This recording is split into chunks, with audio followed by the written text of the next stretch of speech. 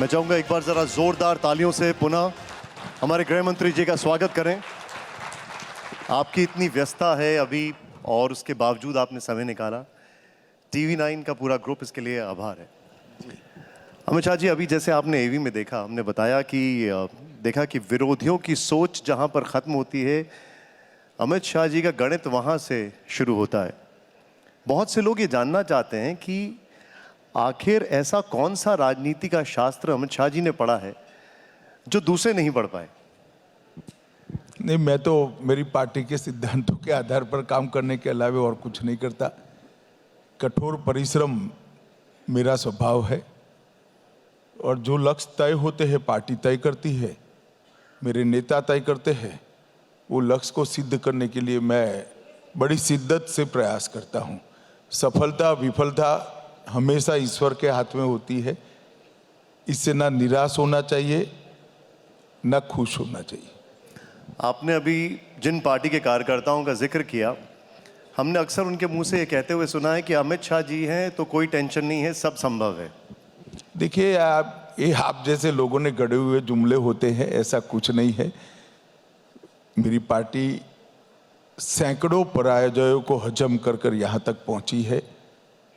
ये बात सही है कि सैकड़ों पराजय के कारण पराजय सहन करने की हमें आदत पड़ी हुई है और अब मोदी जी के नेतृत्व में विजय की आदत भी, लगातार विजय की आदत भी हमें पड़ रही है। तो अभी जिस तरीके से गृह मंत्री जी आपका जीत का रथ चल रहा है और ये कहा जा रहा है कि सब संभव है, अब देखते हैं हम जो एक बहुमत की सरकार है उस पर भी संकट आ गया है। हम हिमाचल की बात कर रहे हैं, वो भी कोई रणनीति का हिस्सा है?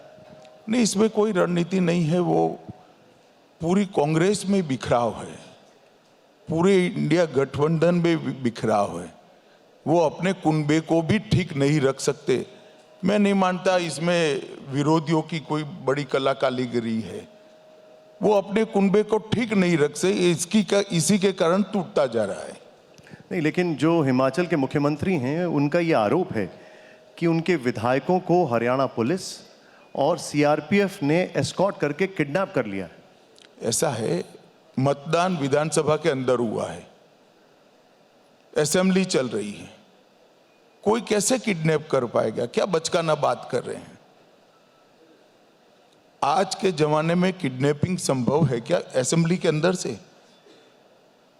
वोटिंग कैमरे के सामने हुए, चुनाव आयोग के कैमरे लगे हुए हैं, उनका भी पर्यवेक्षक है, उनके प्रत्याशी है। भैया वोट कहाँ गए तेरे? इसकी तू बात नहीं करता, अब विधायक की बात करता है। मेरी समझ में नहीं आ रहा है किस तरह से लोग राजनीति कर रहे हैं। आपके वोट चले गए, आपके विधायक चले गए और आपको मालूम भी नहीं है। अब जिस वक्त इंडिया गठबंधन बना उसी वक्त बीजेपी कह रही थी कि ये टूट जाएगा, ज़्यादा दिन नहीं चलेगा। नीतीश कुमार आ गए हैं, जयंत चौधरी आ गए हैं, चंद्रबाबू नायडू भी आपसे मिल चुके हैं। वहाँ पर ऐसा दिखता है ममता बनर्जी भी खुश नहीं है। देखिए, इंडिया गठबंधन सही मायनों में कहीं था ही नहीं। ये मीडिया का क्रिएशन था और मीडिया के क्रिएशन को मीडिया कितना लंबा चला पाए, मीडिया की कुशलता पर है। मैं पूरे देश की जनता को बताना चाहता हूं, कहीं पर गठबंधन नहीं हुआ था। इंडिया गठबंधन के 2 सदस्य केरल में आमने सामने चुनाव लड़ रहे हैं। इंडिया गठबंधन के 3 सदस्य बंगाल में आमने सामने चुनाव लड़ रहे हैं। कहाँ गठबंधन है? महाराष्ट्र में, तो वो तो इंडी गठबंधन बनने के पहले ही बना हुआ था। कहाँ गठबंधन है? उड़ीसा में है नहीं, हिमाचल में संभव नहीं, पंजाब में अभी अभी शायद हुआ है, बाकी कोई जगह पे गठबंधन कहीं बना ही नहीं है। और गठबंधन तब टिकते हैं जब इसका मुख्य ध्रुव होता है वो किसी सिद्धांतों के आधार पर चलने वाली पार्टी हो।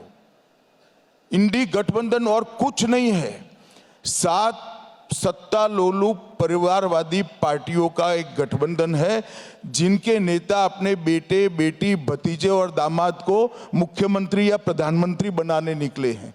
किसी को भारत की चिंता नहीं है।